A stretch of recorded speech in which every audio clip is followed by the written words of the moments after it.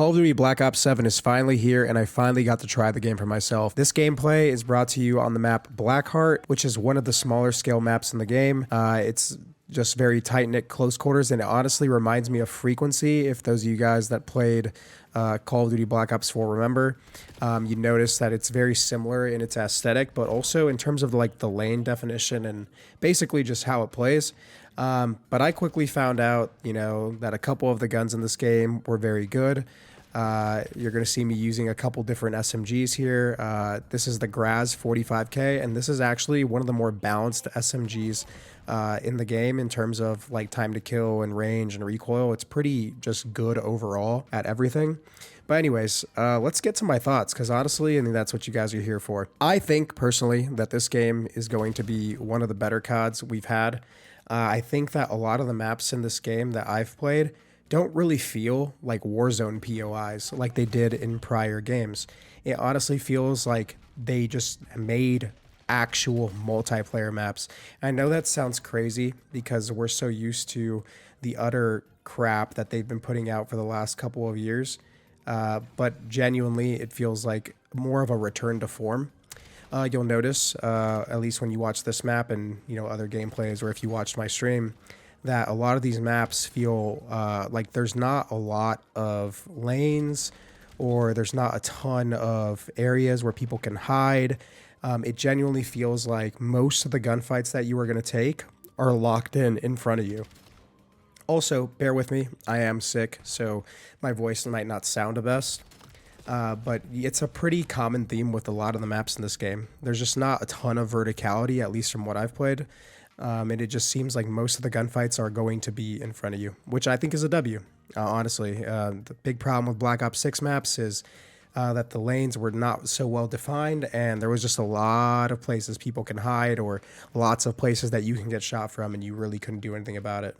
So you'll see in this video that I'm using multiple of the game's mechanics. I'm not only using obviously the sliding and stuff like that, which I feel is more tamed than it was in Black Ops 6. I don't feel like the acceleration is as quick, which I think is a W because it prevents that like slide spam that people will do in Black Ops 6, where it just felt like people were doing it unnecessarily rather than with a purpose, which I'm a big fan of. I think you should be rewarded for timing your movement as much as possible, and just not just spamming it for the sake of spamming it. But there's also this score streak that I just unlocked. It's basically a sniper rifle that allows you to shoot through walls, and it shows enemy positions through walls. It's really strong.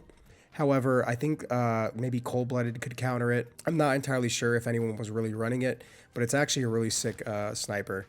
And I think it could potentially, solve the issue of whether S&D, has snipers in it. Listen, I know it can shoot through walls. I know that's OP, but as long as everyone's running Cold-Blooded, then obviously you won't be able to see through the walls, and it could limit that to a degree, but also it could just have a very entertaining aspect to like search and destroy, but I'm not sure how the pros will feel about it. I think they probably would be scared to try it, or think it's like super cheesy, and I get it, I understand. Just being shot through walls is fucking wild, but honestly, it was a fun streak to use. This Graz 45K is disgusting. I don't know if you guys have also been able to tell, but it feels like the time to kill is a lot faster. It could also just because we're on LAN, and I obviously haven't played on LAN in such a long time because I'm not a competitor. I also got to pop the active camo here, which I don't think is insanely OP. I don't think you're actually super invisible as I slide off the map, but it's very good. It's very good still to use, and it's fun. But I don't know if it'd be used in comp. So overall, I'm just gonna like recap a couple things. I think that this game basically plays like a better version of Black Ops 7 with much better maps, at least from what I've gotten to play. The guns, they all feel pretty strong and unique. It doesn't really feel like every gun is the same like it does in some of the other Call of Duties. It feels like they all have their unique profile. But also, I don't know if you've been able to tell, and this isn't just because I play on 120 FOV, but visual recoil and just visual clarity in this game is second to none. It is so much easier to see in this game than pretty much any Call of Duty I've ever played. Even with guns that have high amounts of recoil, I never really felt like I was getting lost in terms of my tracking or just player visibility. It just felt very clear, and this was on 1440p, so I can only imagine what this looks like in 4K, but I even think on like 1080p monitors this will still look great, and you know, even on console, potentially this will look good on like PlayStation 5 or Xbox, so you know, we'll have yet to see. The wall bouncing mechanic in this game didn't really feel like it was spammy. I know a lot of people are going to say, wait until the pros figure it out, but I genuinely don't think there's many opportunities for you to spam it. And yes, it can create some, you know, interesting timings where you use it and you juke somebody out when they're pushing you, but I don't feel like it's going to be anything like Black Ops 3 or Advanced Warfare where you're just clinging the walls like the whole time, especially since there is a cooldown and the wall bounces do get less and less fat or higher. You get less speed and less height the more you chain a wall. So yeah, it doesn't seem insane. But outside of that, honestly, this was a lot of fun. This is I got to use the Peacekeeper MK1 in this gameplay as well. This gun is very reminiscent of the Maddox. However, it feels a little bit more balanced in the fact that you will not be able to really map anyone as easy. Obviously, you can probably kit this to have less recoil, but primarily I was using builds on my weapons that were, you know, minor in terms of recoil buffs and more so just had a bunch of like ADS or movement speed or things of that nature. I just wanted to make sure that like I used weapons as organically as they would feel without insane recoil attachments. So that way I could genuinely give you a feel of something like a competitive build, which is going to focus on like handling and strafe speeds. Which brings me to something else. A lot of the attachments in the game are relatively the same in terms of how they buff your weapon. However, there is a new attachment in the game, which is kind of like the balance stock, but in a foregrip. I think that's what's called, yeah, foregrip. So what it does is it buffs your sprint speed, it buffs your movement speed, it buffs your ADS walking speed, and it buffs your hipfire movement speed. So unless they changed it where the movement speed doesn't actually translate to sprint speed, then you still get a sprint buff, you still get an ADS walking buff, and when you hipfire, you also get like a small movement buff. So you can chain that with essentially what would be the Infiltrator stock, and I think it's called the Vagrant on the Peacekeeper.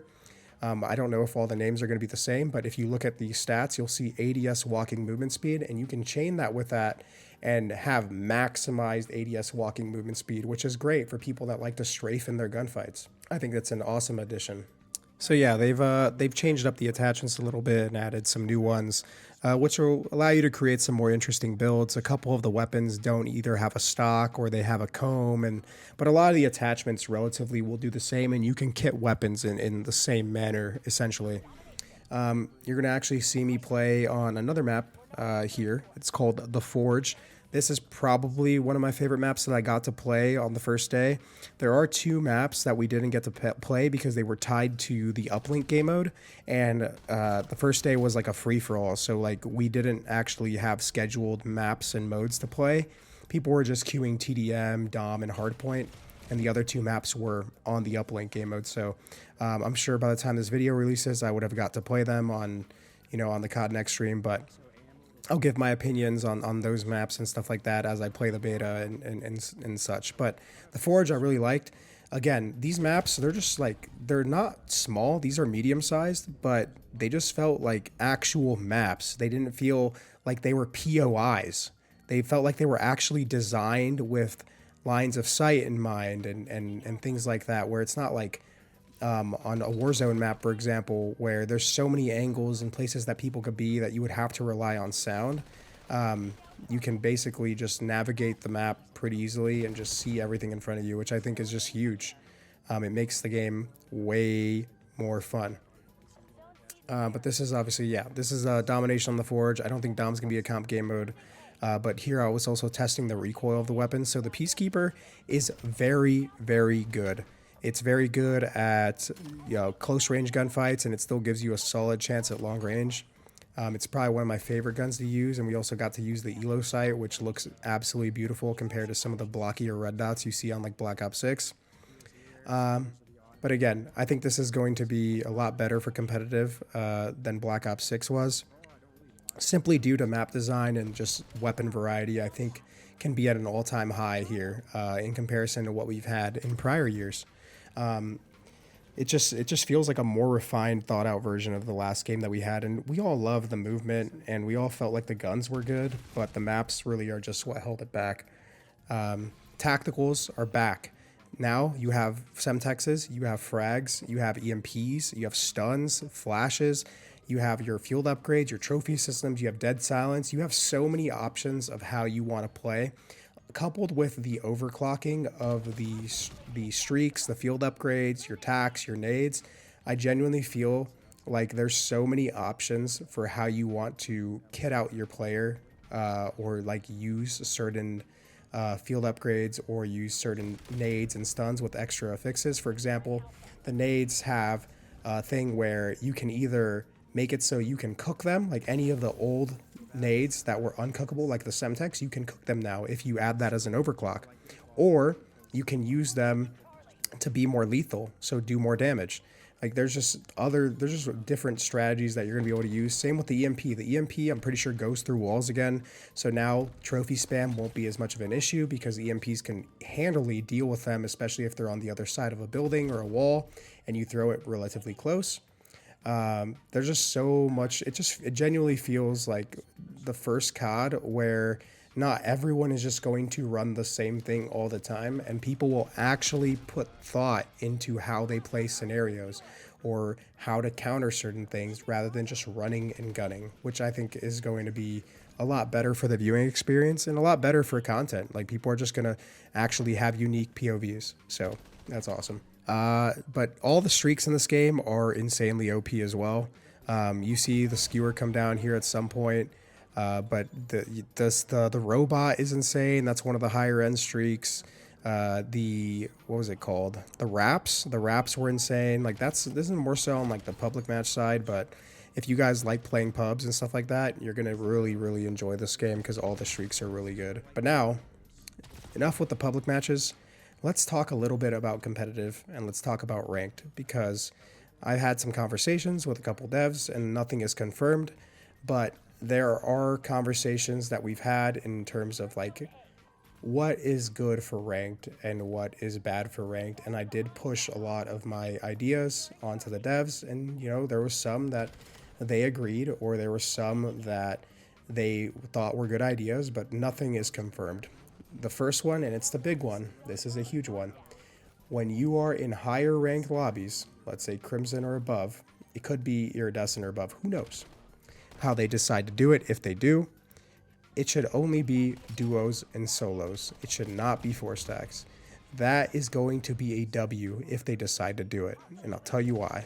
It just basically means that now you don't want, if you're a high rank player or you're a person that wants to climb in those ranks, you don't have to wait for 4 people to get on, so that way you can compete with the other 4 stacks.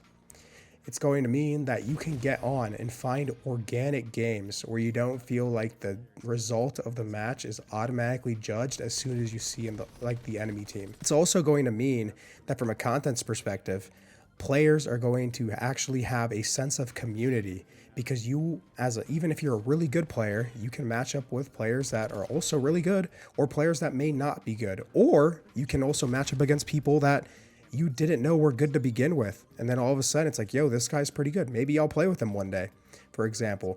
It's just going to make things way more entertaining. It's going to make things a lot less time played based and more so like actually skillful, because you have to be flexible, you have to be adaptable. I think if they do go through with this change, it's going to be a W. There's also the topic of our SR gains, on the higher end, is it fair, or should, people lose more? Should people gain more? Especially at those higher ranks. Now, I think they should keep the SR gains the same if they do decide to go with the duo queue route, because we don't know how that's going to affect actual win rates and whether, people are going to really struggle to climb, or if it's going to be the same. So there's just a lot of changes that they're looking into for ranked, and honestly, I'm quite excited. If I were to give you predictions of which maps were going to be CDL that I got to play on the first day, I will probably tell you that the Forge will probably be a map. This map seems like one of the better ones. I didn't get to play it on hardpoint, but layout-wise, it probably makes some of the most sense. It's very clean. It doesn't feel like it's too cluttered, and it's just it's a pretty good map. I liked it a lot for just running around it. What was the map called? Toshin, which I don't think I showed you a gameplay. Yeah, I didn't show you any gameplay on it on this VOD, but I will eventually. I think that map might be good. The only thing I didn't like about that map, and you'll see it whenever we get to play it, is there's a part of the map which is towards the top, and it's very isolated from the rest of the map. And there was like a hill up there in Hardpoint, so the only way to get up there is through 2 vents, 1 on each side, and 2 staircases, 1 on each side. And those are the only passageways to get there. And again, it's isolated. So it's a completely isolated lane, and it just felt like it was very, like, it was like a funnel lane where you just flood up one staircase and the other team floods up the other staircase, and there's not really a lot of room for routes.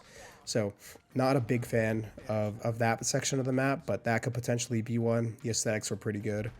But also, I don't know if you guys have noticed, the colors on these maps are way better than they were on Black Ops 6. Black Ops 6, everything was just orange. This game actually has like variety in terms of the way things are made. I know the first 2 maps I didn't show you are the greatest examples because they're both like factory, like industrial zones and stuff like that. But from what I got to play, there was a decent variety of how the maps looked. I'm excited for this game. I genuinely think it's going to be one of the better CODs we've had. And I'm not just saying that. You guys know me. I'm pretty cynical when it comes to this stuff, and I'm pretty brutally honest. Obviously, as we get to play more and as we figure things out like spawns, routes, and we see more of the actual competitive modes, then I'll probably have, you know, more things that I can nitpick. But from what I've gathered, it just has a lot of potential. And I think immediately the maps are just already better than the maps in Black Ops 6. And that was the main problem. It wasn't the gameplay loop. The gameplay loop was fine. It's just the maps. And again, this map is already, you know, a step in the right direction in that facet. So honestly, I can't wait. And I can't wait for you guys to get your hands on the game as well. So towards the end of this gameplay, you're actually going to see me pull out the MXR-17. So if you guys really pay attention, you'll notice this gun is basically like the Man of War / the Rampart from Black Ops 4. It's very, very similar.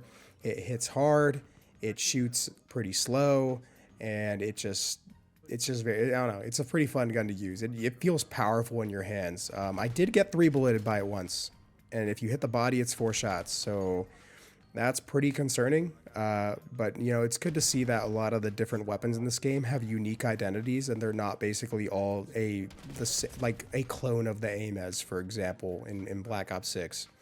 Right? They all feel kind of unique, and they all feel like they have a different set of playstyle that you need to have in order to succeed. But yeah, I mean, that's pretty much going to do it for me. I'm going to leave you guys with the rest of this gameplay, and I hope you guys tune into the next video. Again, I'm sorry for being sick. I'm going to post a ton of beta gameplay, and I'm going to post more videos about Call of Duty Next and any sort of other news that comes out. So hopefully you guys enjoyed. I'll see you guys in the next one. Have a good one. Peace.